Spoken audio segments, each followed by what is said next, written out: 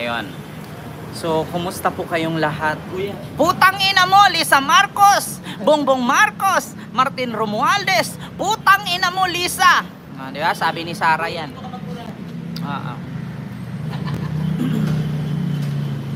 Oo, ayan. So, lipat muna tayo. Oo. Alright. Lilipat tayo ng chair. Hindi ko kuha eh. Ayan. Kumusta kayong lahat dyan? Ay, basa. Ay, dirty. Ay, madumi. Ay, nako.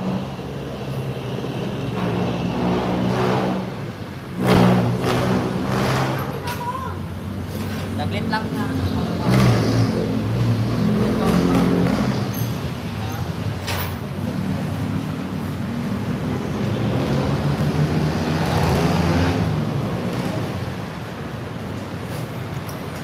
Ay. Eto na nga mga kababayan, ako putang ina mo, Lisa Marcos, Bongbong Marcos, Martin Romualdez. Naalala mo ba na pinadalhan mo ako ng sobre, ng video, na dito kukunin ang pera? Putang ina mo, Bongbong Marcos. O, diba? Hindi magandang pakinggan. Putang ina mo, Bongbong Marcos, Lisa Marcos, sabi ni Sara Duterte, kawatan. O, diba? So, ito na.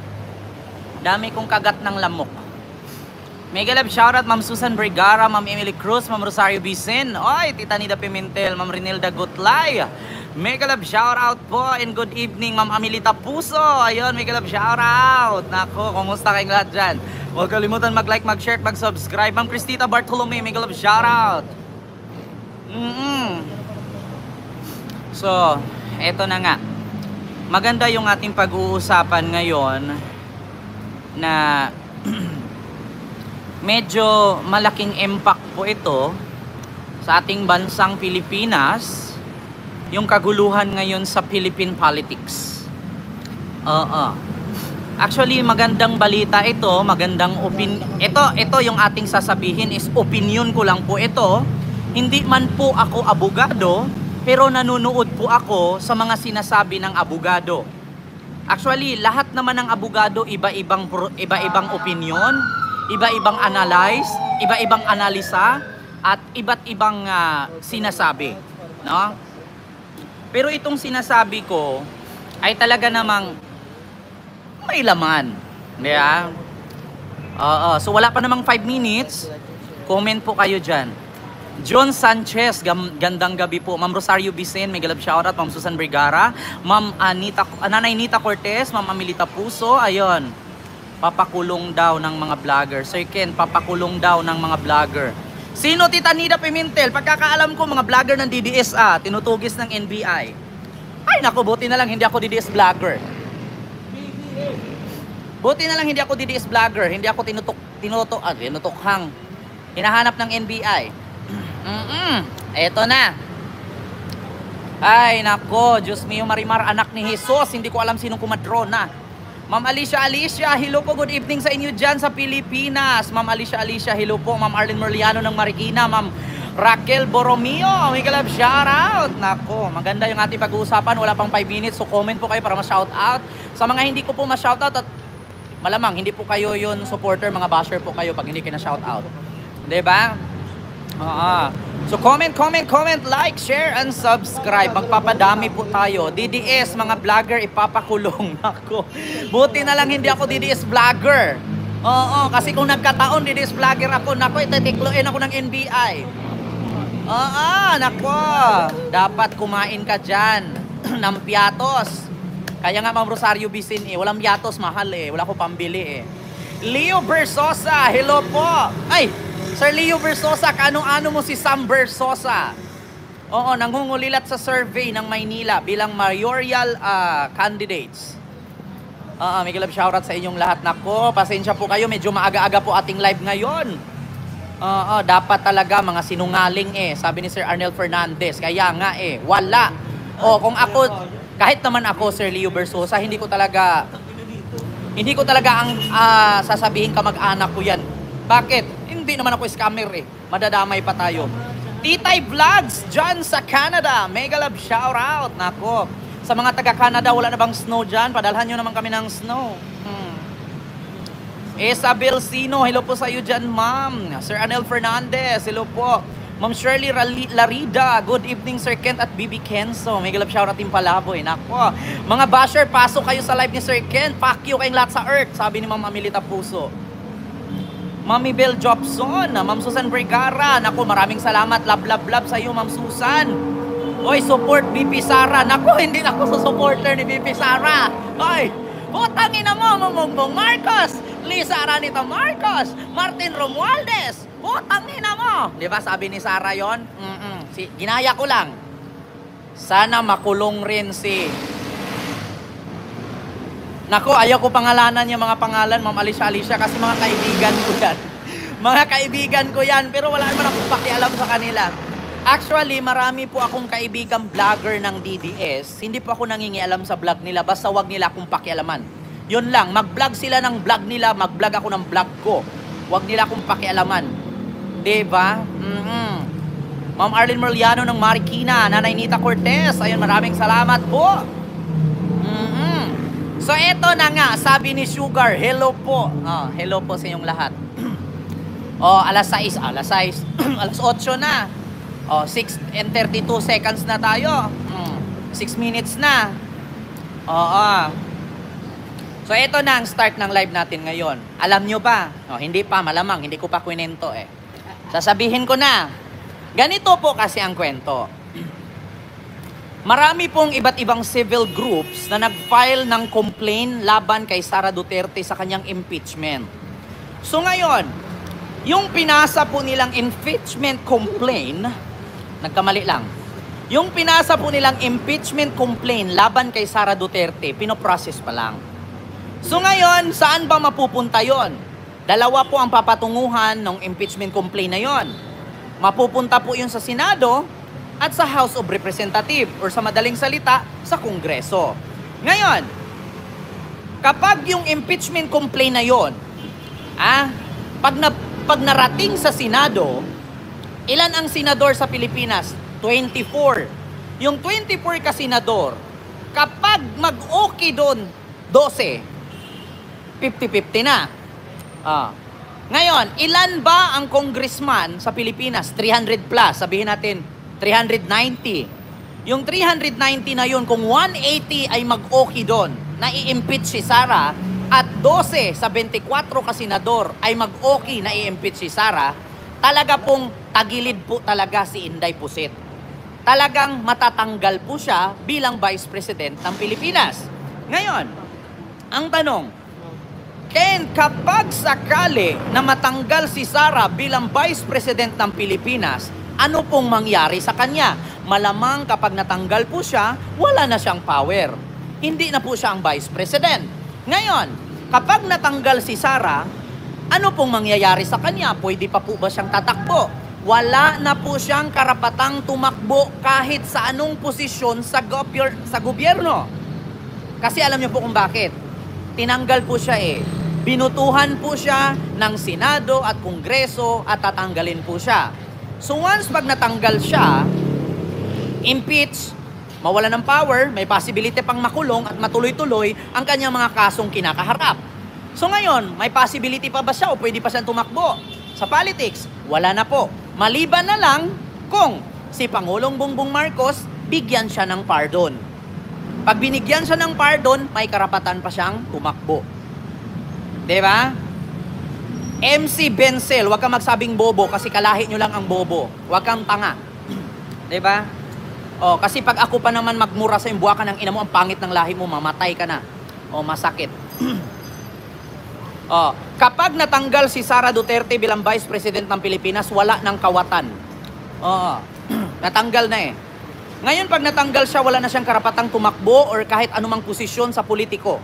Maliban na lang kung bigyan siya ng pardon ni Pangulong Bongbong Marcos. Ngayon, kung ako ba si Bongbong Marcos na ipapapatay ni Sara, magbigay pa ba ako ng pardon? Di na. Diba? Ikaw ba naman sabihang, putang ina mo, Bongbong Marcos, Sara Araneta Marcos. Sara, Lisa pala. Binaliktad ko lang. Gusto ko kasing murahin si Sara eh. Putang ina mo, Bongbong Marcos, Lisa Marcos, Martin Romualdez. Naalala mo ba, Lisa Marcos, putang ina mo, di ba? Ganon. So ngayon, sa tingin mo, si BBM, bibigyan pa niya ng pardon si Sara? Malamang sa maramang hindi na. Alam nyo pa, hindi pa, malamang, hindi ko pa kwento eh. Sasabihin ko na, ganito po kasi ang kwento. Marami pong iba't ibang civil groups na nag-file ng complaint laban kay Sara Duterte sa kanyang impeachment. So ngayon, yung pinasa po nilang impeachment complaint, nagkamali lang. Yung pinasa po nilang impeachment complaint laban kay Sara Duterte, pinoprocess pa lang. So ngayon, saan ba mapupunta yon? Dalawa po ang papatunguhan ng impeachment complaint na yon. Mapupunta po yun sa Senado at sa House of Representatives or sa madaling salita, sa Kongreso. Ngayon, kapag yung impeachment complaint na yon, pag narating sa Senado, ilan ang senador sa Pilipinas? 24. Yung 24 ka senador, kapag mag-okay doon, 12, 50-50 na. Ngayon, ilan ba ang congressman sa Pilipinas? 300 plus, sabihin natin 390. Yung 390 na yun, kung 180 ay mag-okay doon, na i-impeach si Sara, at 12 sa 24 ka senador ay mag-okay na i-impeach si Sara, talaga pong tagilid po talaga si Inday Pusit. Talagang matatanggal po siya bilang Vice President ng Pilipinas. Ngayon, ang tanong, Ken, kapag sakali na matanggal si Sara bilang Vice President ng Pilipinas, ano pong mangyari sa kanya? Malamang kapag natanggal po siya, wala na siyang power. Hindi na po siya ang Vice President. Ngayon, kapag natanggal si Sara, ano pong mangyayari sa kanya? Pwede pa po ba siyang tatakbo? Wala na po siyang karapatang tumakbo kahit sa anong posisyon sa gobyerno. Kasi alam niyo po kung bakit. Tinanggal po siya eh. Binutuhan po siya ng Senado at Kongreso at tatanggalin po siya. So once pag natanggal siya, impeach, mawala ng power, may possibility pang makulong at matuloy-tuloy ang kanyang mga kasong kinakaharap. So ngayon, may possibility pa ba siya o pwede pa siyang tumakbo? Sa politics, wala na po. Maliban na lang kung si Pangulong Bongbong Marcos bigyan siya ng pardon. Pag binigyan siya ng pardon, may karapatan pa siyang tumakbo. Diba? MC Benzel, huwag kang magsabing bobo kasi kalahi nyo lang ang bobo. Huwag kang tanga. Diba? Kasi pag ako pa naman magmura sa buwa ka ng ina mo, ang pangit ng lahi mo, mamatay ka na. Masakit. Kapag natanggal si Sara Duterte bilang Vice President ng Pilipinas, wala ng kawatan. Natanggal na eh. Ngayon, pag natanggal siya, wala na siyang karapatang tumakbo or kahit anumang posisyon sa politiko. Maliban na lang kung bigyan siya ng pardon ni Pangulong Bongbong Marcos. Ngayon, kung ako ba si Bongbong Marcos na ipapapatay ni Sara, magbigay pa ba ako ng pardon? Di na. Diba? Ikaw ba naman sabihang, putang ina mo, Bongbong Marcos, Sara Araneta Marcos. Sara, Lisa pala. Binaliktad ko lang. Gusto ko kasing murahin si Sara eh. Putang ina mo, Bongbong Marcos, Lisa Marcos, Martin Romualdez. Naalala mo ba, Lisa Marcos? Putang ina mo, diba? Ganon. So ngayon, sa tingin mo, si BBM, bibigyan pa niya ng pardon si Sara? Malamang sa maramang hindi na. Diba? So ngayon, sino ba ang presidente na na-impeach noon? Si Erap. Si Erap po, na-impeach, binigyan ng pardon, nakatakbo muli bilang mayor ng Maynila. Sa ngayon, hindi na yata tumakbo si Erap, ugod-ugod na, ngungo na eh. Hindi na maintindihan mga sinasabi eh. Mga Marirevyo, kumusta po kayo? Kapag ako ang beroro ninyo, ihahagis ko yung basura, susundin ko si Sipurn, mga Marirevyo. Diba? Ganun na si Erap, kaya hindi na tumakbo. Ngungo na eh. Kaya si Sara, kapag na-impeach, malamang sa malamang, bawal na siya pumasok sa politika. Ngayon ang tanong, kapag natanggal ba si Sara Duterte bilang Vice President in the Republic of the Philippines, sinong papalit sa kanya? Tatlong klase po ang pwedeng papalit kay Sara. Either ang pinakaunang senador o number 1 senador sa Pilipinas, Ruben Padilla. Pangalawa, pwede rin napapalit sa kanya ang Senate President na si Chis Escudero. Or pangatlo, ang House of Representative or House Speaker, Martin Romualdez. Tatlo lang. At pang-apat, pwedeng si BBM ang mamili kung sinong gusto niyang maging Vice President. Yun po yun. Kapag si Sara Duterte ay natanggal bilang Vice President ng Pilipinas, may karapatang mamili si Bongbong Marcos kung sino ang gusto niyang ipalit na Vice President ng Pilipinas at bubutuhan ito ng Kongreso at Senado. Or else, ipapalit si number 1 Senador Robin Padilla or di kaya si Senate President Chis Escudero or di kaya si House Speaker Martin Romualdez ng House of Representatives. Yon po yon. Ordinary Google account, abogado ka ba? Tanga ka. Una pa lang sa sinabi ko sa live, hindi ako abogado, pero nanonood ako sa mga sinasabi ng abogado. Wag tanga. Di ba? Palibasa kasi manonood ka, yung nasa kalagitnaan na tayo ng pagyaw-yaw eh. Mag-rewind ka. Di ba? Oo. Jun Pipito, puro kabaha. Tangina mo, Davao lang naman binabaha. Hahanapin mo ko, Boy Tots, wala akong pakialam sa pangit ng pangalan mo. Di ba? Oo. Kaya yun po ang katunayan at kadahilanan. Napaka-imposible po na si Sara Duterte ay ang lahat ng nag-complaint na mga civil groups. Isa na si Laila de Lima, apo ni dating Benigno Aquino Jr., nag-file po ng impeachment complaint laban kay Sara. Kaya napaka-imposible na yung mga nagpa-file ng impeachment laban kay Sara, hindi tatalab yun. Napakadami po nila. Napaka-imposible na talaga yan. Gaano po ka-powerful si Sara Duterte kung ang mga nag-file ng impeachment complaint laban sa kanya ay hindi tatalab yun. Naku, magpapatuli talaga ako gamit tsenso kapag hindi tumalab yung file na impeachment complaint laban sa kanya.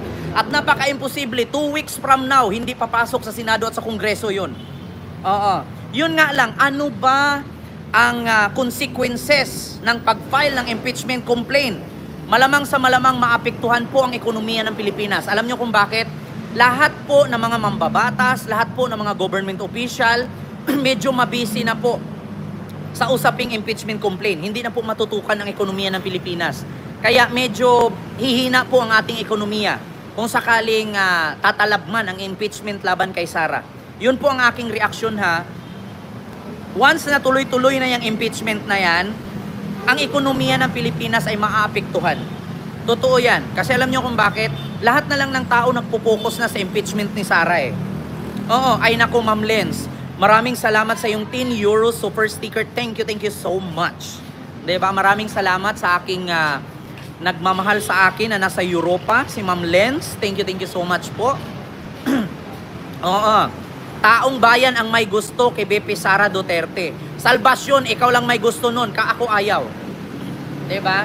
Paano mo nasabing taong bayan? Hindi nga kayo umabot 1,000 dyan sa EDSA. Diba? Kaya isa lang ang masasabi ko sa inyo mga kababayan. Walang saysay ang 32 million na boto ni Sara kung ang senador at congressman ang magdesisyon kung ipagpatuloy ba nila ang posisyon ni Sara or tatanggalin na siya. Nasa kamay ng 300 plus na congressman at 24 ka senador. Wala pong kinalaman yung 32 million na botante dyan. Kapag pina-impeach si Sara, walang kwenta ang 32 million na botante sa kanya. 24 ka senador at 300 plus na congressman lang ang magdesisyon yan. So, eto na nga. Maganda yung ating pag-uusapan ngayon na medyo malaking impact po ito sa ating bansang Pilipinas, yung kaguluhan ngayon sa Philippine politics. Actually, magandang balita ito, ito yung ating sasabihin is opinion ko lang po ito. Hindi man po ako abogado, pero nanonood po ako sa mga sinasabi ng abogado. Actually, lahat naman ng abogado iba-ibang opinion, iba-ibang analyze, iba-ibang analisa, at iba't ibang sinasabi, no? Pero itong sinasabi ko ay talaga namang may laman, di ba? So wala pa namang 5 minutes. Comment po kayo dyan. John Sanchez, gandang gabi po. Ma'am Rosario Vicen, may galab shoutout. Ma'am Susan Vergara, Ma'am Nanay Nita Cortez, Ma'am Amelita Puso, ayun. Papakulong daw ng mga vlogger. Sir Ken, papakulong daw ng mga vlogger. Sino Tita Nida Pimentel? Pagkakaalam ko, mga vlogger ng DDS, tinutugis ng NBI. Ay, naku, buti na lang hindi ako DDS vlogger. Buti na lang hindi ako DDS vlogger. Hindi ako tinutukhang. Hinahanap ng NBI. Eto na. Ay, nako, Diyos mio, Marimar, anak ni Jesus. Hindi ko alam sinong kumadrona. Ma'am Alicia, hello po, good evening sa inyo dyan sa Pilipinas. Ma'am Alicia, hello po. Ma'am Arlene Merliano ng Marikina. Ma'am Raquel Borromeo, may kalab, shoutout. Nako, maganda yung ating pag-uusapan. Wala pang 5 minutes, so comment po kayo para ma-shoutout. Sa mga hindi ko po ma-shoutout, at malamang hindi po kayo yun supporter, mga basher po kayo pag hindi kayo na-shoutout. Diba? So comment, like, share, and subscribe. Magpapadami po tayo. DDS, mga vlogger, ipapakulong. Nako. Buti na lang hindi ako DDS vlogger. Oo, kasi kung nagkataon DDS vlogger ako, nako, ititikloin ako ng NBI. Oo, nako. Dapat kumain ka dyan ng piatos.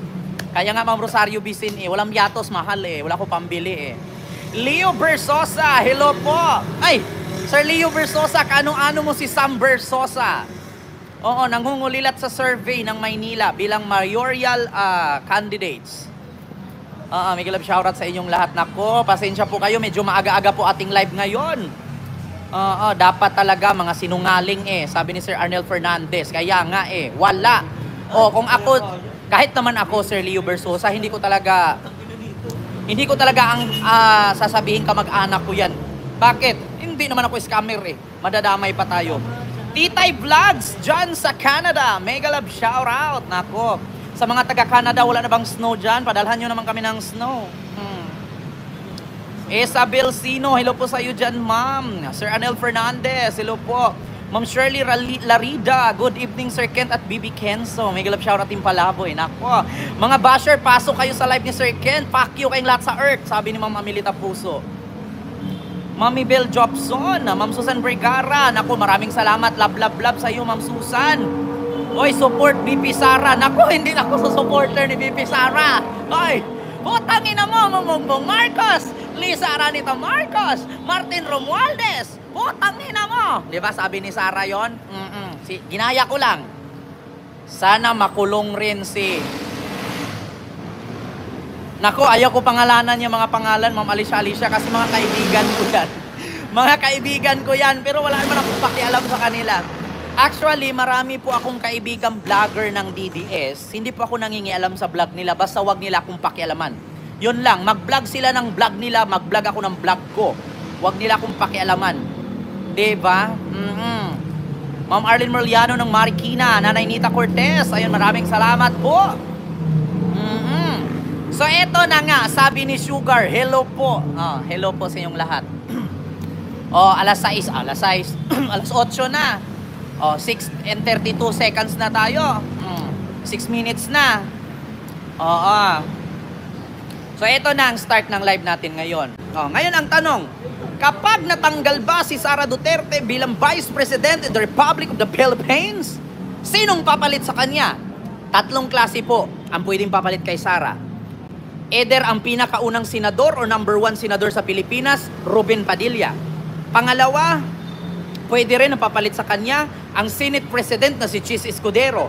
Or pangatlo, ang House of Representative or House Speaker, Martin Romualdez. Tatlo lang. At pang-apat, pwedeng si BBM ang mamili kung sinong gusto niyang maging Vice President. Yun po yun. Kapag si Sara Duterte ay natanggal bilang Vice President ng Pilipinas, may karapatang mamili si Bongbong Marcos kung sino ang gusto niyang ipalit na Vice President ng Pilipinas at bubutuhan ito ng Kongreso at Senado. Or else, ipapalit si number 1 Senador Ruben Padilla or di kaya si Senate President Chis Escudero or di kaya si House Speaker Martin Romualdez ng House of Representatives. Yon po yon. Ordinary Google account, abogado ka ba? Tanga ka. Una pa lang sa sinabi ko sa live, hindi ako abogado, pero nanonood ako sa mga sinasabi ng abogado. Wag tanga. Diba? Palibasa kasi manonood ka, yung nasa kalagitnaan na tayo ng pagyaw-yaw Mag-rewind ka. Diba? Oo. Jun Pipito, puro kabaha. Tangina mo, Davao lang naman binabaha. Hahanapin mo ko, Boy Tots, wala akong pakialam sa pangit ng pangalan mo. Di ba? Oo. Kaya yun po ang katunayan at kadahilanan. Napaka-imposible po na si Sara Duterte ay ang lahat ng nag-complaint ng mga civil groups. Isa na si Laila de Lima, apo ni dating Benigno Aquino Jr., nag-file po ng impeachment complaint laban kay Sara. Kaya napaka-imposible na yung mga nagpa-file ng impeachment laban kay Sara, hindi tatalab yun. Napakadami po nila. Napaka-imposible na talaga yan. Gaano po ka-powerful si Sara Duterte kung ang mga nag-file ng impeachment complaint laban sa kanya ay hindi tatalab yun. Naku, magpapatuli talaga ako gamit tsenso kapag hindi tumalab yung file na impeachment complaint laban sa kanya. At napaka-imposible, 2 weeks from now, hindi papasok sa Senado at sa Kongreso yun. Oo. Yun nga lang, ano ba ang consequences ng pag-file ng impeachment complaint? Malamang sa malamang maapektuhan po ang ekonomiya ng Pilipinas. Alam nyo kung bakit? Lahat po ng mga mambabatas, lahat po ng mga government official, medyo mabisi na po sa usaping impeachment complaint. Hindi na po matutukan ang ekonomiya ng Pilipinas. Kaya medyo hihina po ang ating ekonomiya kung sakaling tatalab man ang impeachment laban kay Sara. Yun po ang aking reaksyon ha. Once na tuloy-tuloy na yung impeachment na yan, ang ekonomiya ng Pilipinas ay maaapektuhan. Totoo yan. Kasi alam nyo kung bakit? Lahat na lang ng tao nagpo-focus na sa impeachment ni Sara eh. Oo, ay nako Ma'am Lens. Maraming salamat sa yung 10 euros super sticker. Thank you so much. Diba? Maraming salamat sa aking nagmamahal sa akin na nasa Europa, si Ma'am Lens. Thank you so much po.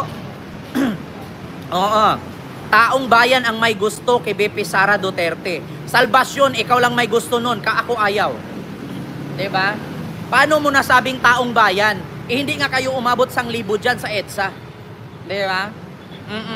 Kaya isa lang ang masasabi ko sa inyo mga kababayan. Walang saysay ang 32 million na boto ni Sara kung ang senador at congressman ang magdesisyon kung ipagpatuloy ba nila ang posisyon ni Sara or tatanggalin na siya. Nasa kamay ng 300 plus na congressman at 24 ka senador. Wala pong kinalaman yung 32 million na botante dyan. Kapag pina-impeach si Sara, walang kwenta ang 32 million na botante sa kanya. 24 ka senador at 300 plus na congressman lang ang magdesisyon yan. Kaya kahit pa magtawag kayo dyan ng 40 million, 100 million botante ni Sara, walang kwenta yan. Senador at congressman ang mamili kung si Sara ay ipagpatuloy nila o tatanggalin nila. Kaya yung sisigaw-sigaw dyan sa EDSA, puputok na lang yung litid ninyo sa liig, mangangamoy putok, walang ligo, puyat, pagod, baho ang bunganga, walang kwenta yan. Kapag yung impeachment na pinasa ng grupo ni Laila de Lima at ng iba't ibang civil groups na nag-file ng complaint laban kay Sara, walang kwenta yung 32 million na botanteng sinasabi nyo dyan. Walang kwenta yung 32 million na hawak ni Sara. Bakit kayo magtawag ng 32 million? Eleksyon na ba?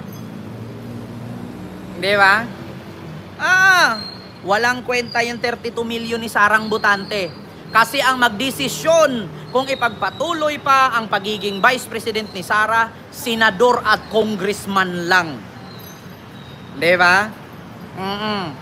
Kaya sinasabi ko sa inyo, kahit pa 100 million yung botante ni Sara, walang kwenta. 24 lang ka senador at 300 plus na congressman lang ang magdesisyon yan. Kapag sa 300 plus, 300 ang boboto na tanggalin si Sara, goodbye ang political career tuloy. Ano career anak ni Shasha Padilla? Goodbye ang political career tuloy. Nabulol na ako. Ito lang masasabi ko talaga sa inyo. Sa mga sumisigaw dyan sa EDSA na 32 million ang bumoto kay Sara, 31 lang kay BBM. Wala po yung kwenta. 24 ka senador lang po at 300 plus na congressman. Pag yun bumoto, ayaw kay Sara, goodbye ang political career niya. Diba? Mervin Aurelio, wag mo na akong i-promote. 1,000 kayo mahigit nanonood sa akin dyan, ipopromote mo pa yung mukha ko. Diba? Tandaan nyo tong pagmumukhang to. Ito yung magmumura kay Duterte, putang ina niya. Diba? Tandaan nyo tong pagmumukhang to. Ito yung magmumura kay Duterte, putang ina niya. Diba? Tandaan nyo tong pagmumukhang to. Ito yung magmumura kay Duterte, putang ina niya. Diba? O, tandaan nyo tong mukhang to. Magpa-Gcash kayo mga DDS kung talagang bobo kayo. Di ba? Isa lang talaga masasabi ko. Walang kwenta yung 32 million na bumoto kay Sara kung congressman at senador lang ang boboto na tanggalin siya. Kaya ngayon Sara, lahat ng makita mong pera sa bayan, nakawin mo na hanggat may power ka pa. Hanggat meron ka pang posisyon Sara, magnakaw ka na. Kasi pag natanggal ka na bilang Vice President, goodbye ang political career mo.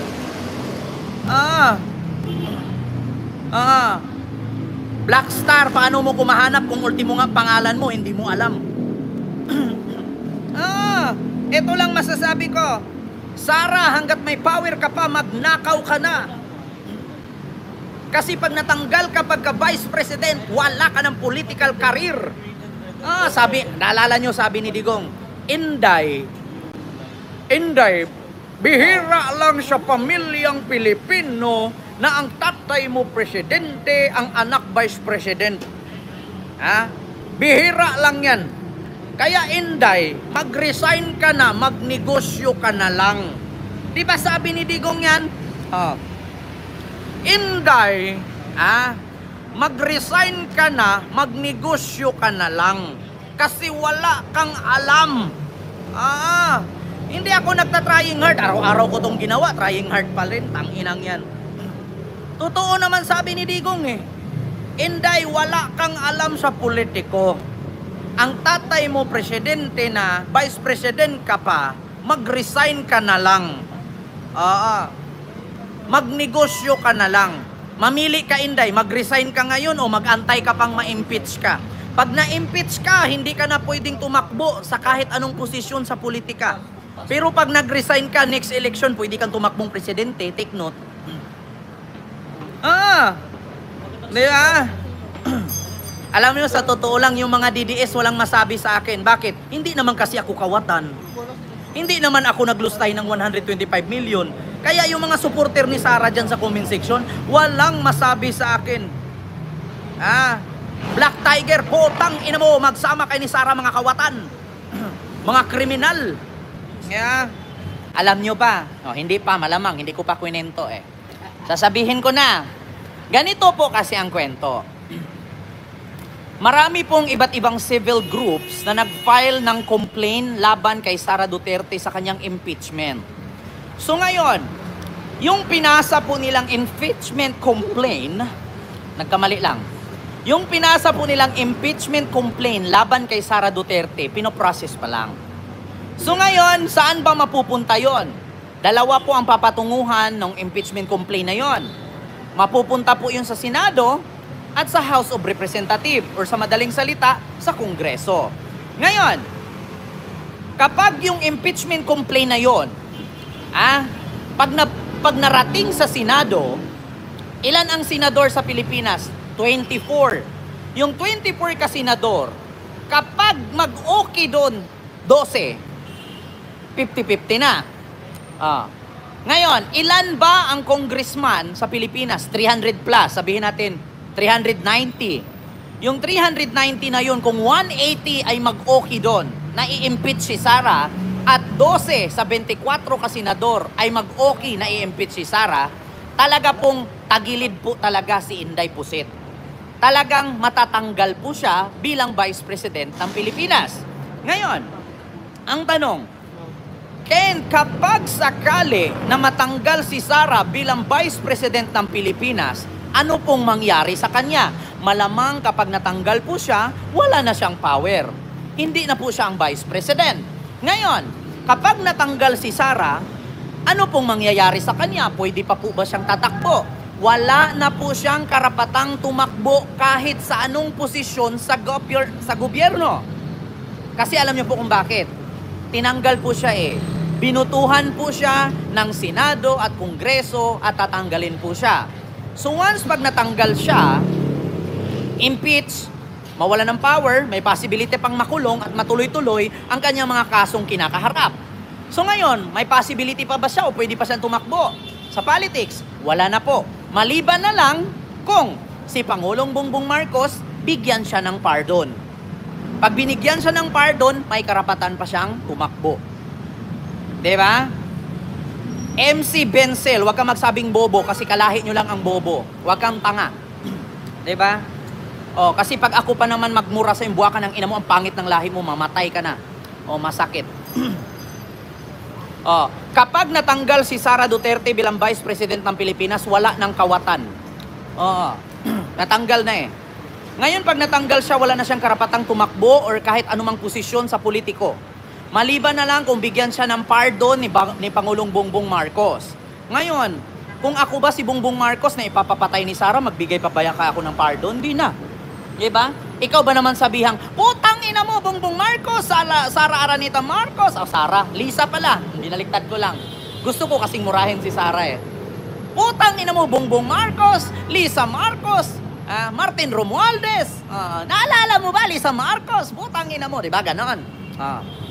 So ngayon, sa tingin mo, si BBM, bibigyan pa niya ng pardon si Sara? Malamang sa maramang hindi na.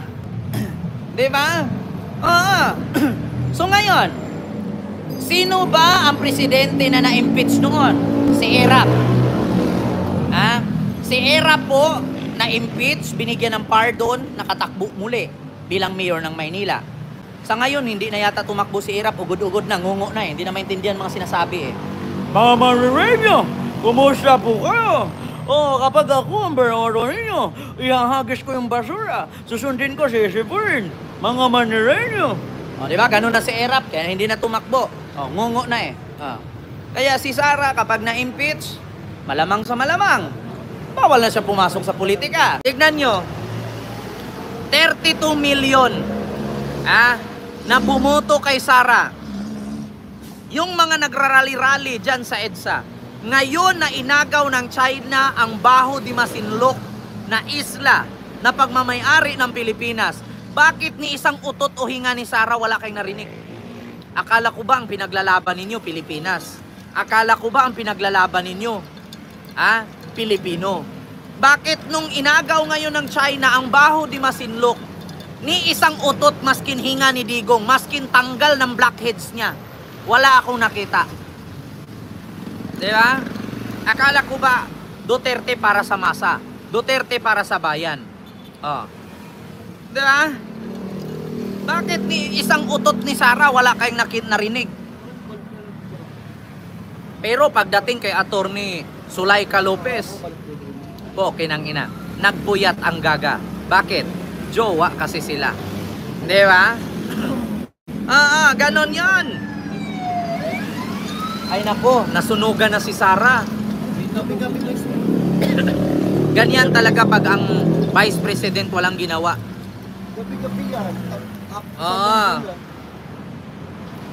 Boss, lahat ng manunood dito hindi mahirap. Tangina mo kung mayaman ka, wala kang ang profile eh.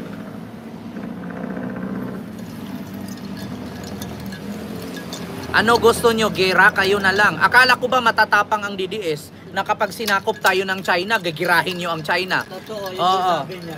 Akala ko ba sabi ni Digong noon, papadalhan niya ng sundalo ang kapag inagaw ang lupa natin ng China. Tangina. Tangina, akala ko ba matatapang kayo mga DDS? Ngayon na sinakop na ng China ang Baho de Masinloc, bakit sasabihin niyo? Kayo, kung gusto niyo ng gera, kayo na lang. Akala ko ba? Akala ko ba matatapang kayo, mga buwakan ng ina nyo? Di ba? Ma'am Corazon Kento, may galap shoutout. Hanggang ngayon, walang ginawa si BP, nasa bahay lang. Oo nga, sana nga masunugan yan, ma'am eh. Di ba?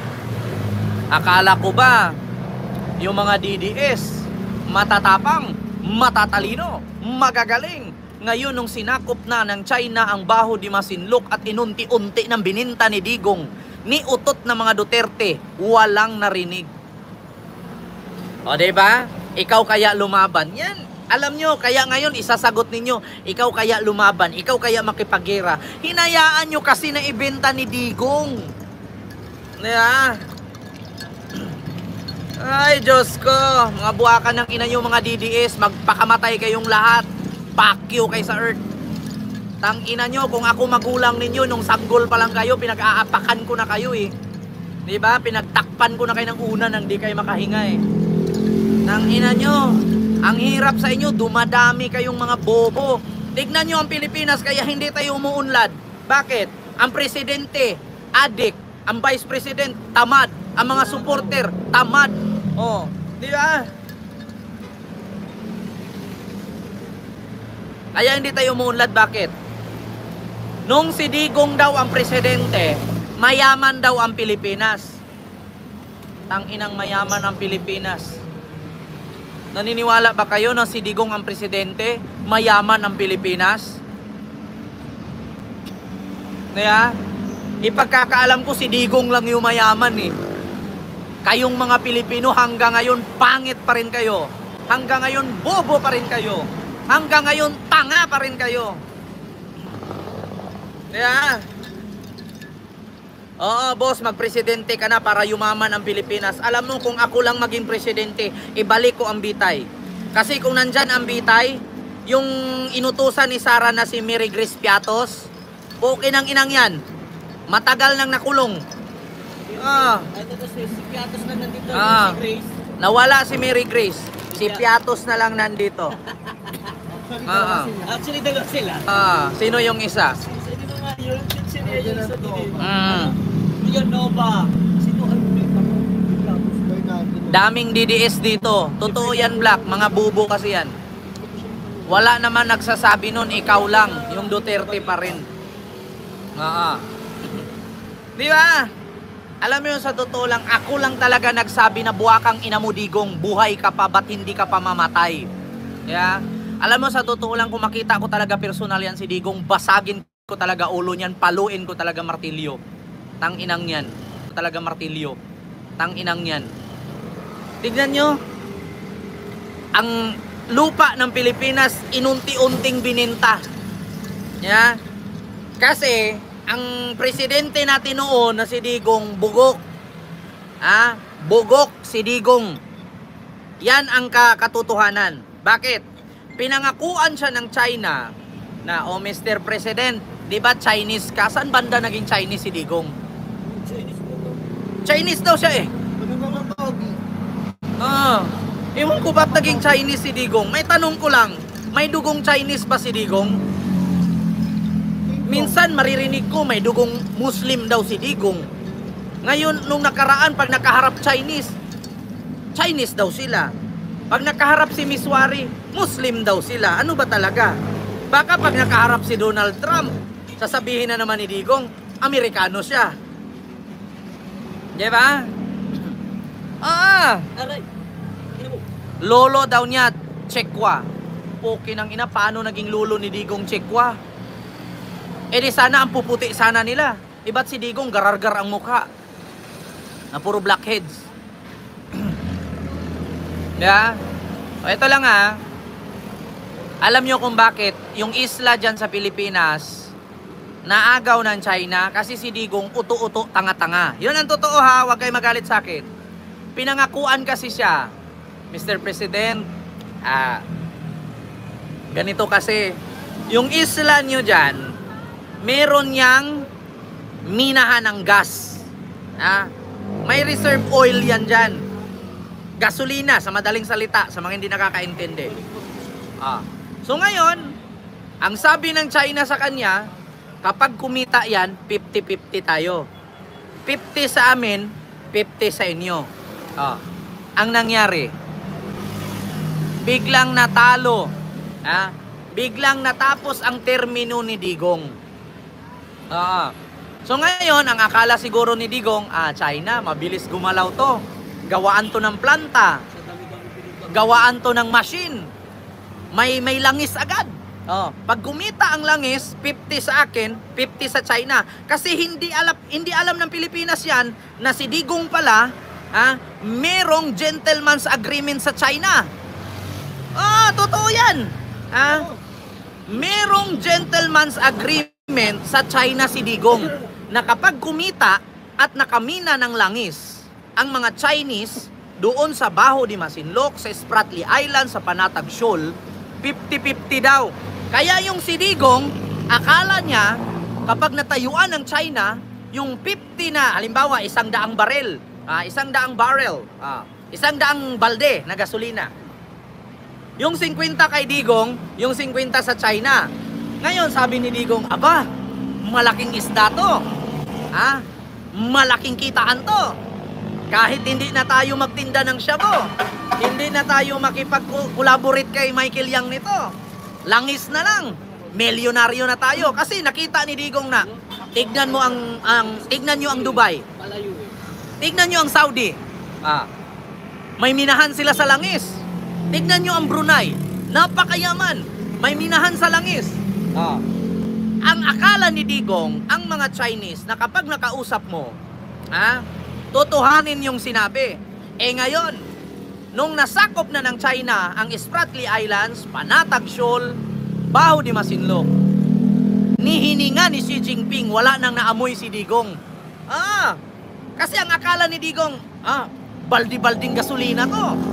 Abangan nyo ang Saudi, tignan nyo ang Dubai, tignan nyo ang Brunei, ang yaman-yaman ng hari. Bakit? Dahil sa oil preserve. Ang akala ni Digong, pag nakamina ang China, bibigyan siya. Ending, hindi siya binigyan ng China. Tapos, 3 taon na lang, tapos na termino niya, wala pa ring gasolina binigay. Di ngayon si Digong, tudotanggi na. Di ba? Tudotanggi na. Bakit? Nasilip na siya eh. Nung sinilip ni Trillanes at ni Laila de Lima, ang ginawa niya kay Laila de Lima, pinakulong. Kasi noong panahon ni Digong, mga kababayan, hindi sila sumasagot sa mga kalaban nila. Ang panlaban ni Digong, vloggers. Yan, mga vloggers ang panlaban ni Digong. Kapag merong politician na babangga sa mga Duterte, ang panlaban nila, vloggers. Katulad kay Laila de Lima. Nung binangga ni Laila de Lima si Digong, anong ginawa ni Digong? Kinalkal ang video nila nung driver ni Laila de Lima na Junel, yung may skandal. Pinakalat lahat ni Digong. Gamit ang mga trolls, gamit ang mga vloggers. Di ngayon si Laila de Lima, nakulong. Natanggal pagiging senador. Bakit? Iskandaloso. So, eto na, nako, sa totoo lang, mga kababayan. Ito po, actually, wala akong masabi eh. Wala akong masabi, pero sa ngayon, nagpapatunay po na hindi po talaga 32 million naniniwala kay Sara. Promise. Ang 32 million siguro mga 3 million na lang. Nawala na yung 29. Kasi biruin nyo, ultimo yung vlogger noon na kung paano makipagbakbakan, makipagmurahan, makipagtutsadahan, makipagsabayan, no? Na ipagtanggol ang mga Duterte na walang iba kundi si Jam Magno. Toxic na ang tingin sa mga Duterte ngayon. Nako po, Jam Magno naglabas na ng saloobin at naglabas na ng opinyon at sinabing mananatili siyang magsuporta sa gobyerno, di ba? Mananatili siyang suporta sa gobyerno kasi pareho lang naman kami ni Jam. Hindi ko naman sinabing pareho kami ni Jam kasi magaling talaga si Jam. Ang sa akin lang is, ayan na naman yung my mind and me. Alam mo, sa totoo lang, sinampal na kayo ng katotohanan, puro pa rin kayo na true. Sabi ni Jam mismo, gusto kong umunlad ang ating bansa. Kaya susuporta at mananatili akong sumuporta kay Marcos. Diba? Kaya sa totoo lang, pareho kami ni Jam ng adhikain. Ako actually, supporter po talaga ako, vlogger supporter ni Yorme Isko Moreno. Baby, pakibigay nito kay ate. Sa totoo lang, kasi ang ni Yorme noon, bumoto na ang tao. Actually, si Yorme at si BBM noon magkalaban. Nung last 2022 election, sa presidential election. Sabi ni Yorme, bumoto na ang tao. Nakapagdesisyon na ang tao. Tayo, bilang mamamayang Pilipino, kung gusto nating umunlad ang ating bansa, tumulong in a little way. Yeah? Tayo bilang halal ng ating bayan, suportahan natin kung gusto nating umunlad ang ating bayan. Suportahan natin kung sino man ang nanalong presidente, ang nanalong pangulo, na walang iba kundi si Pangulong Ferdinand Romualdez Marcos Jr. Diba? Ngayon, ako naman bilang supporter ni Isko, sinunod ko lang ang kanyang sinabi na suportahan kung sino ang nanalong pangulo. So, gusto kong umulad ang ating bayan. Kahit sabihin nyo man na bangag si BBM, kahit sabihin nyo man na weak leader si BBM, na pirma na yan, nalagay na yan sa pera, nalagay na sa libro, nalagay na sa plaka, na siya ang nanalong presidente. Kaya ang tanging magawa lang natin, mag-antay na lang po siguro tayo na matapos ang kanyang termino kung ayaw nyo kay Bongbong Marcos. Ngayon, kung gusto nyong umunlad ang ating bayan, suportahan nyo na lang. Kung makita nyo na mayroong hindi magandang ginawa, banatan nyo. Kung meron kayong nakitang magandang nagawa, palakpakan ninyo. Ganun lang naman eh. Di ba? So ngayon, ang nangyari, nanalo nga si BBM, ako gusto kong umulad ang bayan, sumuporta ako. Mahirap naman kasi alam na kasi natin yung mga tao na ayaw tumanggap ng pagkatalo, ibig sabihin, hindi sila sports. Diba? Pavilla Victor, ayun, mega love shoutout. Tita Nida, mega love shoutout po. Tama ka, paano naman si VP? Ay, sorry po, hindi po ako nakasupport kay VP Sara. No? Kasi ever since nung tumakbo si Isko, actually nakasupport ako sa kanya noon nung tumakbo si Isko. Hindi ako nakasupport kay Doc Willie Ong. Actually, Duterte supporter po talaga ako. Actually, die hard po talaga ako noon. Pero nung nalaman ko po na ganyan po pala talaga ang ginawa nila, syempre, tayong mga Pilipino, para tayong mga dilata. Para tayong sardinas. Ang sardinas minsan may expiration. Tayong mga Pilipinong nakasuporta sa mga Duterte, nai-expire din. Di ba? Hindi naman na habang buhay pakainin ka ng tae, kakain ka rin. Di ba? Alam mo na na toxic na, lumayo ka na. Bakit mo ipapanatili ang sarili mo sa toxic? May stress ka lang. Di ba? Happy for Farm Day, mega love shout out. Sabi ni Diosdado Sarita, DDS pa rin kami. Wala namang problema kung DDS kayo. Ngayon, lagi kong ipaalala sa inyo na ang channel na to nakasuporta sa Marcos administration. Kung makarinig kayo ng hindi maganda patungkol sa mga Duterte, pasensyahan tayo. Nagkamali po kayo ng channel na pinasukan. Di ba? So ngayon, si Sara Duterte po, yung mga eksperto nagsasabi na ang sabi nila, much better daw siguro na mag-resign na lang siya kaysa ma-impeach siya. Ano nga ba ang kaibahan ng pag-resign niya at mai-impeach siya? So ito po, kapag na-impeach po si Sara Duterte, ano po ba ang mangyari? Una, na-impeach siya, bawal na po siya tumakbo or pumasok sa anumang posisyon sa government. Impeach na siya Maliban na lang kung bigyan siya ng pardon ng presidente at tanggalin ang kanyang record. Katulad kay Erap noon, kung naalala nyo si Erap, pina-impeach ni Gloria, pumalit si Gloria. Ngayon, bakit nga ba si Erap nakatakbo muling mayor ng Maynila? Binigyan po siya ng pardon. So ngayon, halimbawa, kapag si Sara Duterte na-impeach, sino ba ang papalit sa kanya? 3 tao lang po or 4 na tao lang po. Una, ang may possibility na papalit sa kanya yung number 1 senador na si Robin Padilla. Pangalawa, may possibility na papalit sa kanya yung Senate President na kasalukuyan ngayong Senate President, si Chis Escudero. Pangatlo, ang House Speaker na si Martin Romualdez. Pang-apat, depende sa Pangulo ng Pilipinas kung sino ang kanyang gusto gawing Vice President. Pero kahit siya ang may gusto, bubutuhan pa rin yan ng Kongreso at Senado. So ngayon, ang mangyari kapag si Sara mag-resign, next election, pwede siyang tumakbong pagka-presidente. Ang tanong, kapag manatili pa rin matigas ang kanyang ulo na mismo kanyang tatay na nagsabi, Inday, mag-resign ka na, Inday.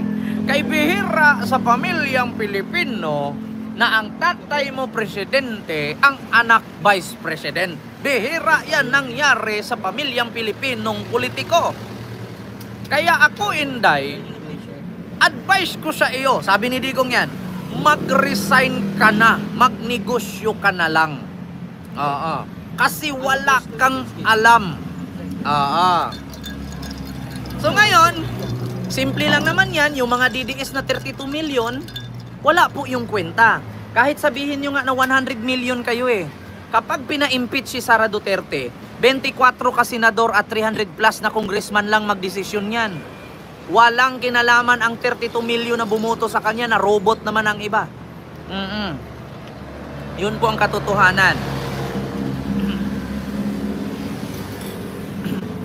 Ngayon, ang nangyari, yung vice president ninyo, bobo, tanga-tanga, inutil, walang kwenta, mananatiling matigas ang ulo, bahala siya sa buhay niya. Basta isa lang talaga ang masasabi ko, kapag na-impeach si Sara, ni tanod, wala na siyang tsansa. Maskin tanod o purok chairman, wala na siyang tsansa kapag ma-impeach. Huwag niyong sabihang bayaran ako, nagsabi lang ako ng totoo. Palibasa kasi kayo mga DDS, mga bobo kayo. Manood kasi kayo ng balita at i-check nyo sa mga abogado ano bang mangyari kung si Sara ma-impeach. Hindi yung puro lang kayo bayaran, hindi kami naniniwala sa inyo. Kaya nga hindi umuunlad ang buhay nyo Kaya nga hindi kayo yung mayaman Hanggang ngayon, ralihista pa rin kayo Diba? Tignan. Naku, eto na. May galap shoutout po sa inyong lahat. Luzon, Visayas at Mindanao at sa mga nagmamahal dito sa ating YouTube channel, no? Especially po sa mga taga Davao dyan. Naku, mga taga Davao, kumusta po kayo? At balita ko nga ay eto na. Kala ko ba safest city, no? Safe na city sa buong mundo or sa buong Pilipinas ang Davao. Pero kamakailan lang, no, binabalita 8 kapulisan, no, ng Davao City positibo sa droga. Naku po. Akala ko ba advocates ng mga Duterte galit sila sa droga? Akala ko ba yung Pangulong Digong ayaw sa mga adik? Bakit? Ito na.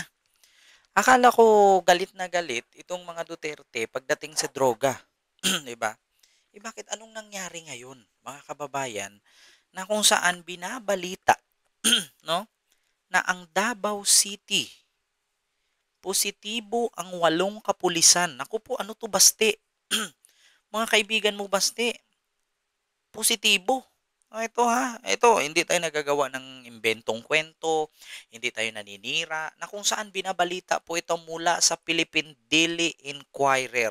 Ito po, nakalaan dyan, nakasaad dyan, ayan, inquirer.net, nakalagay dito, 8 police officers in Davao Region test positive for illegal drug use. Naku po, ito na nga mga kababayan. Ito na nga ang sinasabi ko. Ayan Ayan. Nasa gilid ng ating screen. 8 police officers sa Davao Region, no, positibo sa illegal drug use. Davao City, 8 police officers in Davao Region have tested positive for illegal drug use.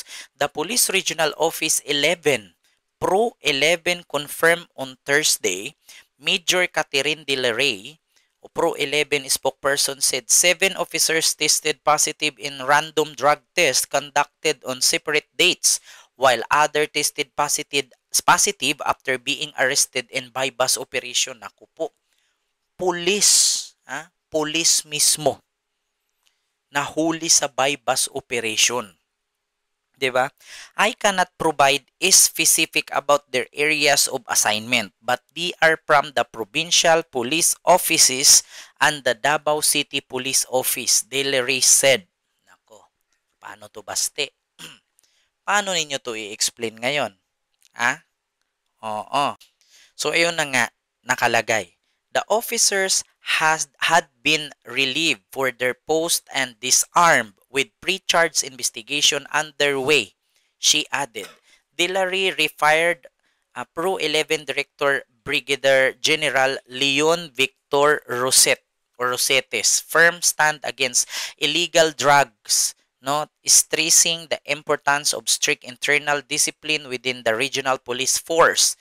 In the related development of Pro 11 reported that confiscation of 62.29 grams of illegal drugs valued at 471,396 during a 24-hour operation conducted from November 24 to 25.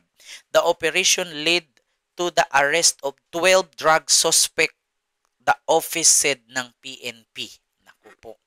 Ito na nga. Ito na nga ang sinasabi ko, mga kababayan, na wag po talaga kayong maniwala sa mga pinapakalat na mga vlogger ni Digong. Alam niyo kung bakit? Kasi pag naniwala kayo dyan sa mga pakalat ng mga vlogger ni Digong na malinis sila, against sila sa droga, bakit ito? Mismong kapulisan ng Davao City na kung saan mayor ang anak ng dating presidente na si Digong, na ang anak niyang si Baste Duterte, kapatid ni Sara Duterte, ang vice-presidente ng Pilipinas, na wala namang ginawa kundi maglustay ng pera, ay positibo ang kanyang kapulisan. Naku po, mga kababayan. Ay, Diyos ko. Kagaling-galing bumira kay BBM. Kagaling-galing magsalita sa mga may rally-rally. Pero yung mga kanilang nasasakupan, buwaka ng inang to, positibo sa mga drugs. 8 police officers sa Davao City positibo sa illegal drugs. Akala ko ba ang Davao is drug-free? Baka drug-free to use. Di ba? Tama ba ako? Ang Davao City daw free sa drug or drug-free. Baka free to use. Nung nakaraan, kamakailan lang, positibo din. No? Ang tawag dito, mga opisyalis ng City Hall, 37 officers positive sa drugs. Ngayon naman, 8 pulis sa Davao City, no? Positive na naman sa droga. Ito ba yung sinasabi ni Digong na war on drugs? Bakit kailangang unahin niya dapat yung Davao? Kasi napakaraming adik pala dyan. So, ibig sabihin pala yung pinapakalat sa media na ang Davao is malinis, ang Davao safe na lugar. Pukin ang ina. Paano maging safe ang lugar ng Davao kung ang mismong mga tagapag-ano ng batas, na mismong mga kapulisan, positibo sa drugs? Kakabalita lang po niyan. Hindi po tayo naninira. Kamakailan lang binalita, 37 ka-empleyado ng City Hall positibo sa drugs. Ngayon naman, 8 police officer ng Davao City positibo sa drugs. So, anong nangyari? Bakit ganun, Baste? Alam mo, sa totoo lang, ayaw ko na magsalita eh. Kasi alam mo, sa totoo lang, nagre-reflect yan eh. Kung ang namuno sa kanila adik, malamang yung mga tauhan adik-adik rin. 'Di ba?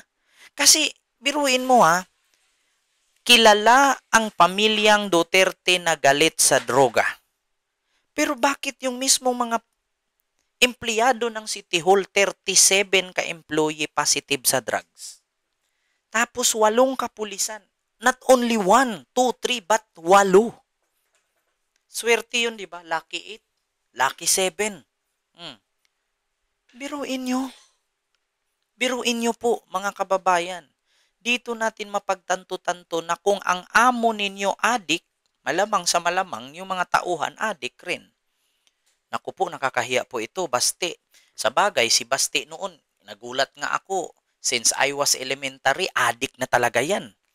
Balibalita pa nga niya noon na nilagyan ng bakal ang paa niyan, hinulog sa helicopter doon sa Samal Island. Tapos ngayon, nagulat na lang ako nung 2022, naging mayor. Nakakamangha. Wow, himala. Yung adik noon, naging mayor ngayon. Kaya yan ang kaya yan ang resulta. 'Di ba? Kaya po sa totoo lang mga kababayan, talaga pong hindi na po tayo magtaka.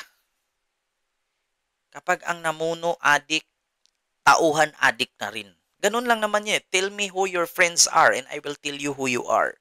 Katulad kay Digong, kaibigan niya si Kibuloy, pastor, manyakis, 'di ba? Rapist. So, tell me who your friends are and I will tell you who you are. Sinong kaibigan ni Digong? Si Kibuloy. Sino si Kibuloy? Kaibigan ni Digong. So, kung adik kaibigan mo, adik ka na rin. Kung rapist kaibigan mo, rapist ka na rin. Bakit ka nakipagkaibigan? Alam mo namang rapist yan. Alam mo namang adik yan. 'Di ba? So, ganun lang. Kasimple, 8 police officers ng Davao Region positive for illegal drug use. My God. So, yun lamang po. Yung aking reaction, mga kababayan. Ayaw ko na pong pahabain yung aking kwento. Kasi pag pinahaba ko pa yung kwento ko, aba, marami na namang DDS masasaktan dyan. O, hindi po tayo nag-imbento ng kwento. Balita po ito ng Inquirer.net. Positibo po. So, paano na? Paano nyo nasabing safe ang Davao kung mismong kapulisan positive sa drugs?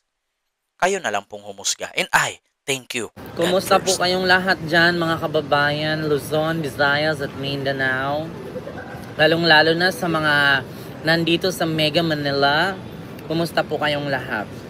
Meron po tayong balita ngayon na kung saan ang civil groups na iba't ibang grupo ay naghain po ng impeachment complaint laban kay kawatan na Vice President Sara Duterte.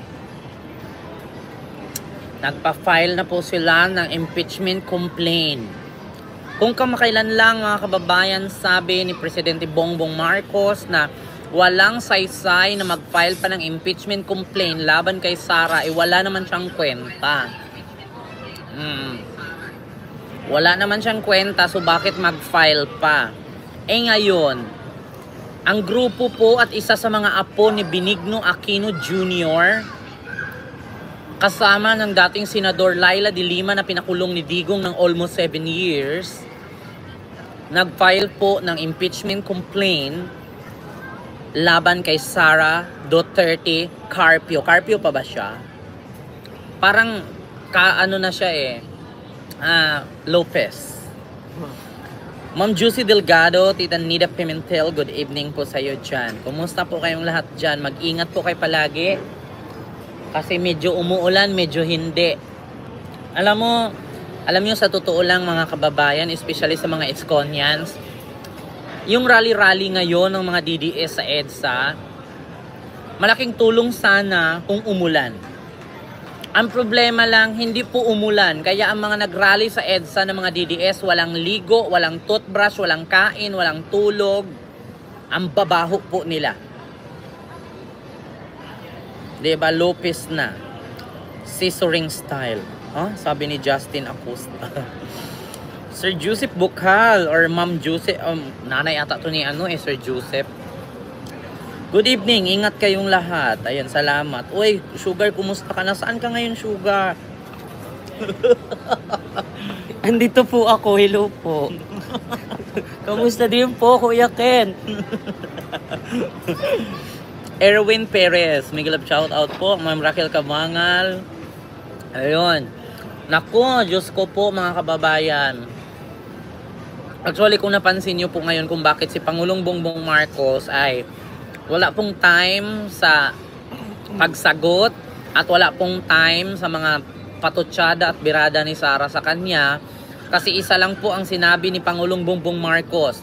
Bakit natin pag-aksayahan ang taong wala namang ginawa at walang kwenta sa bayan? Hindi po nakakatulong sa isang Pilipino na magkapera ang pag-impeach kay Sara. Hindi po makakaahon sa hirap ng buhay ng isang Pilipino kapag tugunan ng pansin si Sara. Sara is unimportant. Sabi ni Pangulong Bongbong Marcos. Kung pagtugunan ba natin ng pansin na i-impeach si Sara, tanggalin sa posisyon, yayaman ba ang bawat Pilipino? Magkakaroon ba ng bigas? Wala po. Diba? Hayaan mo na lang siya maging baliw dyan sa Office of the Vice President.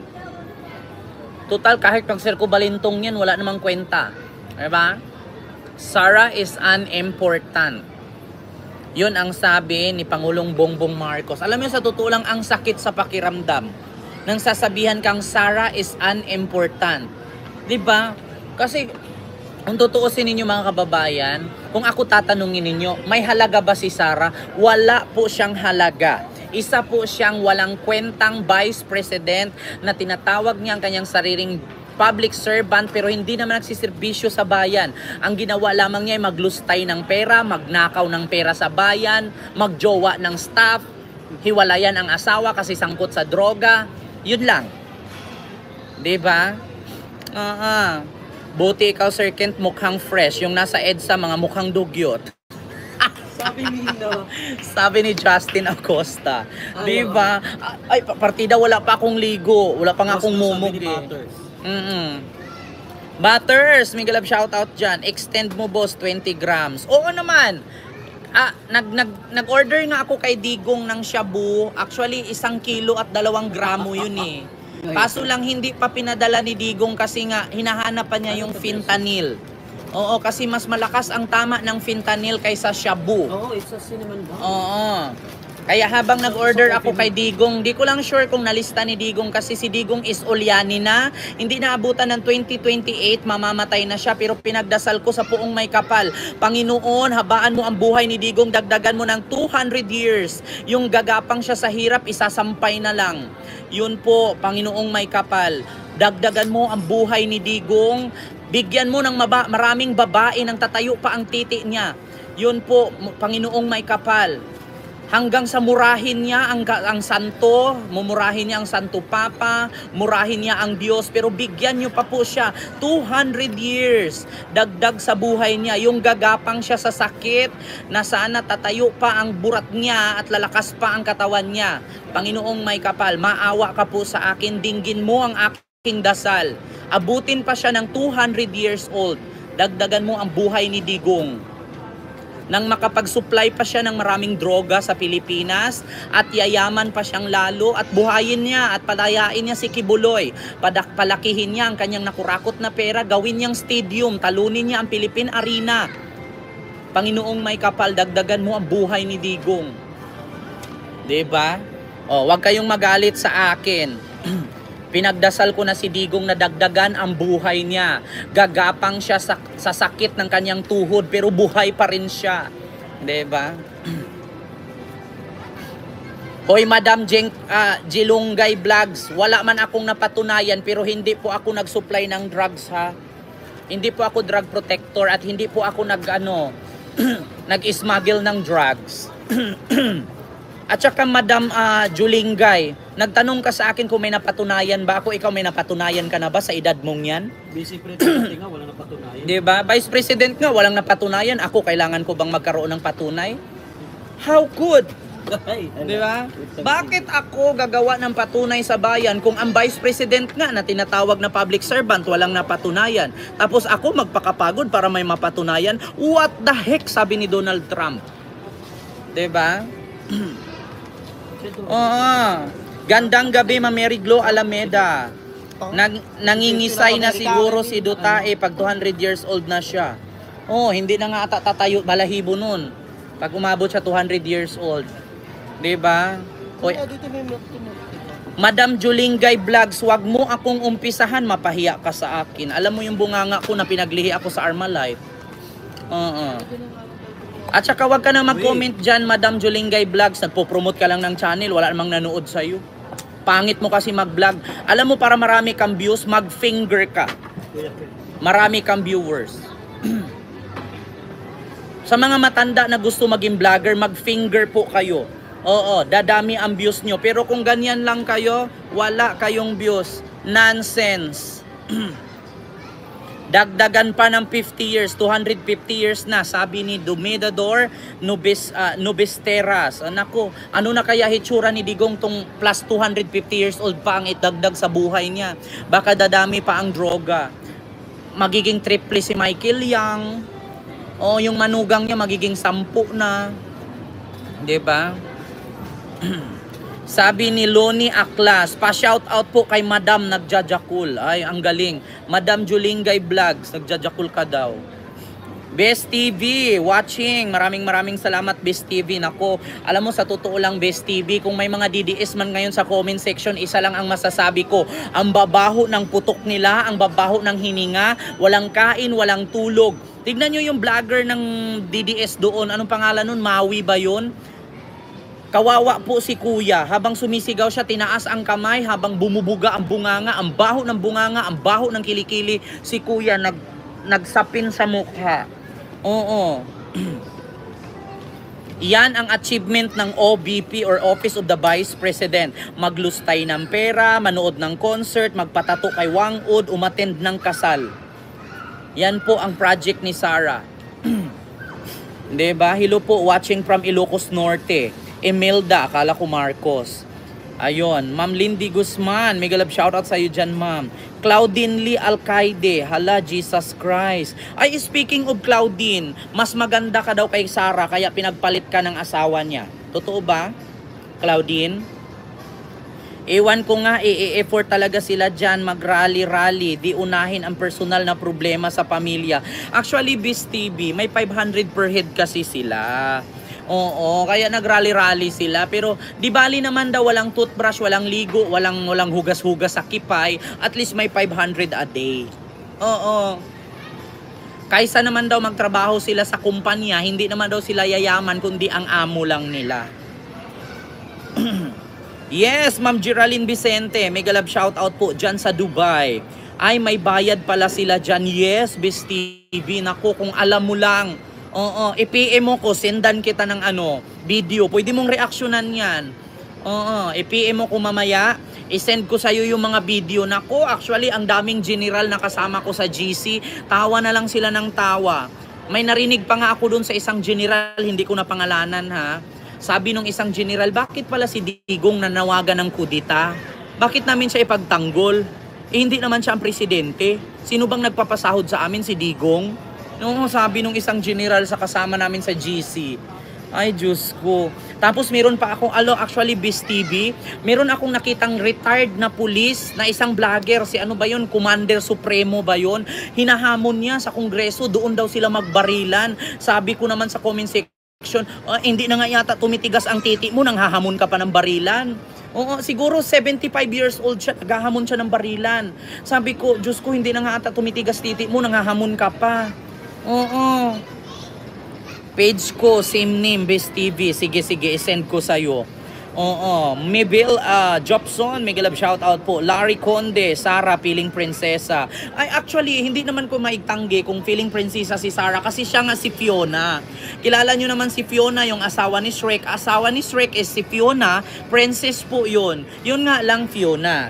Diba? Oo, wag nating awayin si Sara na feeling prinsesa. Siya totoo po. Feeling princess po talaga siya. Siya po si Fiona. Oo, si Fiona na kulay green. Diba? Totoo ba, Kent, may nagpa-impeach na kay BP Sara? Yes po, Ma'am Irene, marami na po sila. Oo, dapat lang naman talaga i-impeach yan, Ma'am Irene. Alam mo kung bakit, Ma'am Irene?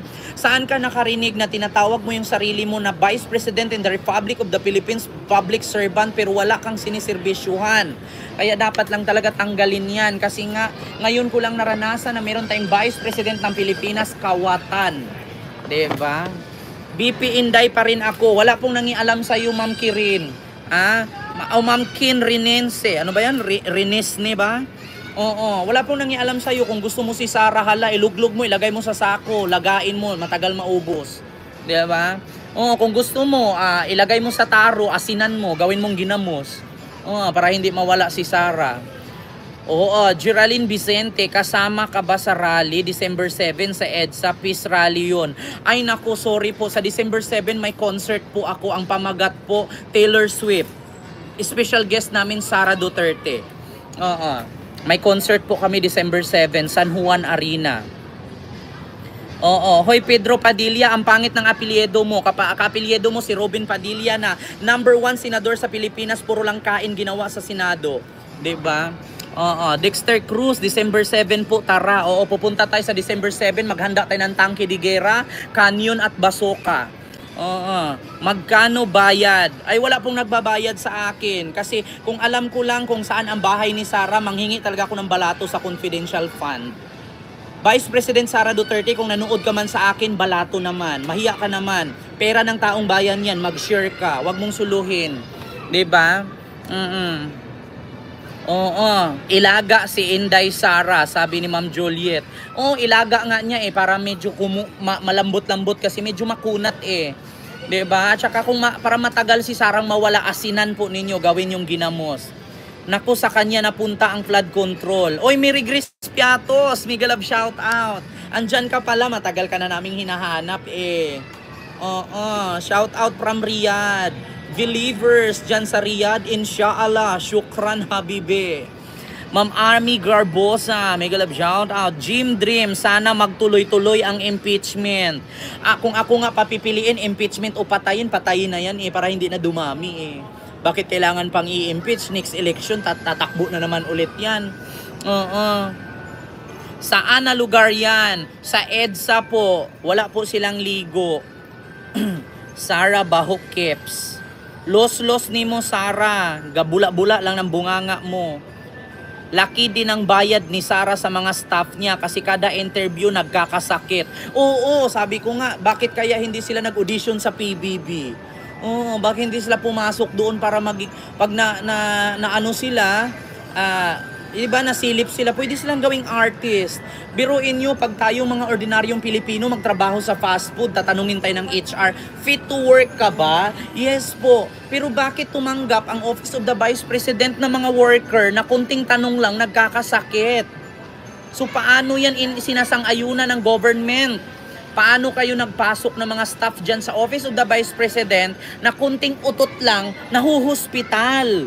Diba? Unang interview kay Zuleika Lopez na hospital, kay Gina Acosta na hospital, yung sunod na staff na hospital. Lahat ba ng staff ni Sara Duterte may sakit? Diba? Paano nangyari yun? Lahat ng staff ng Office of the Vice President puro may sakit. Sara Duterte, malaki ang nalustay mong pera. Bilhan mo ng isang banig na ascorbic acid yung mga staff mo para hindi magkasakit. Or di kaya, supplyan mo ng Enerbon. Or di kaya Centrum. Mura lang naman Centrum, 300 plus lang naman isang box. My God, lahat na lang ng staff mo may sakit. What the heck? Sabi ni Donald Trump. Huwag ka nang bumalik, Yorme. Ibenta mo ulit ang Maynila. Alam mo, sa totoo lang, no? Speaking of Yorme, mas piliin ko pang ibenta ni Yorme ang ari-arian ng Maynila kaysa nakawin lang ni Sara Duterte. 'Di ba? Mas gusto ko pa nga na ibenta ni Isko yung ari-arian ng Maynila at least napapakinabangan ng tao. Kaysa sa nandiyan nakatayo yung mga ari-arian ng Maynila tapos pag kumikita na nakawin lang naman ni Sara, wala na. 'Di ba? Kawawa naman.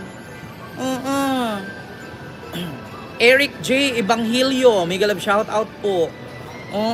Shout out kay Shabu ni Sara at ni Digong. Oy, Titinshin, kumusta ka na? Buhay pa ba ang pamilya mo? Balitaan ko, isunugin mo na yung pamilya mo. Kasi lahat ng DDS puro bobo. Kung may mga anak kayo nga, mga minor de edad, ilaygit nyo na para hindi na kayo dumami. Kasi mahirap kapag DDS ka, tas may anak kang babae, pag napangasawa mo, nagkaanak yan, dadaming bobo. Habang bata pa, ilaygit nyo na. 'Di ba? Oo nga, sakitin kasi may tinatago para hindi makasagot. Kaya nga Ma'am Delia Pasiti Bakit kaya hindi nag-provide si Sara ng ascorbic acid sa mga staff niya? At saka kadalasan sa staff ni Sara, mga senior citizen na dapat nga nagpapahinga na yung mga yan eh. Tapos tignan mo mga senior na magnanakaw pa rin. My God. Oo, parang si Digong. Diba? Oo. Malapit nang mamatay, kawatan pa rin, Diyos ko. Diba? Alam mo, sa ginagawa mo, may kalalagyan ka. Sa tingin mo, sa ginawa ni Sara, wala siyang kalalagyan? Sa ginagawa ko, may kalalagyan ako. Mas may kalalagyan si Sara. Ako, never ako nagbanta ng buhay ng presidente. Pero si Sara, papatayin daw niya. Diba? Kaya si Sara, wag magpakita sa akin yan. Tusukin ko ng istro ng, ano yan? Istro ng Starbucks yung mata niyan. Sa palibhasa, hindi ako bet ni Sara kaya ayaw magpakita sa akin yan. Bet ni Sara poki kasi tomboy siya. Diba? O, deserve ni Sara bastusin. Binastos nga niyang presidente ng Pilipinas eh. So, pag si Sara mang bastos, okay lang. Pag kaming ordinaryong tao, hindi. Diba? Yung teacher na minura si Duterte, pinadampot ni Digong, tinanggalan ng license. Tapos si Sara ngayon, binantaan ang buhay ni Lisa Marcos, ni Martin Romualdez at ni BBM, okay lang. Diba ang sabi niya, putang ina mo BBM, putang ina mo Lisa Marcos, putang ina mo Martin Romualdez. Naalala mo Lisa Marcos, pinadalhan mo ko ng sobre ang laman, DepEd, million, DepEd nakalagay, pero saan niya ginamit? Ginamit niya, nanood siya ng concert. Tapos ngayon, nung hinanapan ng Kongreso kung nasaan ang resibo, nagalit kay Lisa. Ikaw naman kasi Inday Sara, tanga ka. Pinadalhan ka ng pera para sa DepEd, hindi yung para dalhin mo doon sa Germany at manood ka. Tapos ngayon, hinanapan ka ng resibo, isisi mo kay Lisa. Tangina mo, hindi para sa iyo yun, para sa DepEd yun. Sarap yan. Sobrang sarap. Tapos, ngayon magmumura ka. Putang ina mo Lisa Marcos, naalala mo ba, pinadalhan mo ako ng sobre. Pinadsindan mo pa ako ng video. Oh. Diba? Para naman kasi sa DepEd, ba't mo kasi ginamit sa concert? Ang ganda ko ng pagkakahigop. Sana nakatira si Sara Duterte. Ano? Sana nakatira? Matagal naman tumira yan si Sara. Ang dami na nga ata na ubos nun. Madami nga nagagastos siya kaysa sa nagawa niya.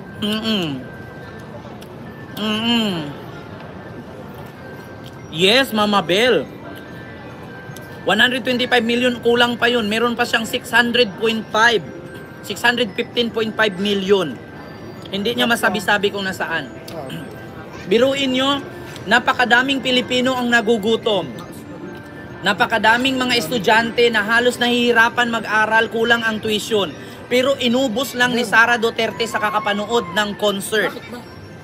My God. Ang daming estudyanteng nahihirapan mag-research kasi walang pambili ng tablet. Pero yung mga computer sa DepEd na tenga, inaamag, tinitirhan ng anay. Hindi binigay ni Sara. Ganyan siya katamad. Kaya maniniwala talagang ang sulit talaga, kakamping. Totoo yan.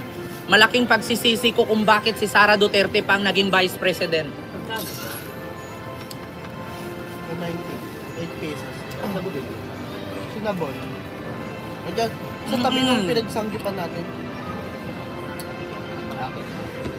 Di ba yung pinagsanggipan natin? Darating ang araw, magsisi ka rin. Bakit nga ako magsisi? Hindi naman ako i-impeach. Hindi talaga ako magsisi. Alam niyo kung bakit? Hindi po ako i-impeach. Si Sara ang magsisi. Ilang araw na lang yung pagiging Vice President niya. Magulat nga kayo niyan. Mula ngayon, mark my word. Isang buwan mula ngayon, si Sara naka-wheelchair na, may bracket ang liig. Maniwala kayo sa akin. Yung mga staff nga niya, sinugod sa ospital, tinanong lang. Isang buwan mula ngayon, si Sara Duterte may bracket na ang liig, naka-wheelchair na yan. Sabi ko nga, Sara, ba't hindi ka lang nag-artista, nag-politics ka pa? Ang galing mong umarte. Pero kahit mag-artista ka, Sara, mas masarap si Claudine sa'yo, kaya pinagpalit ka ng asawa mo.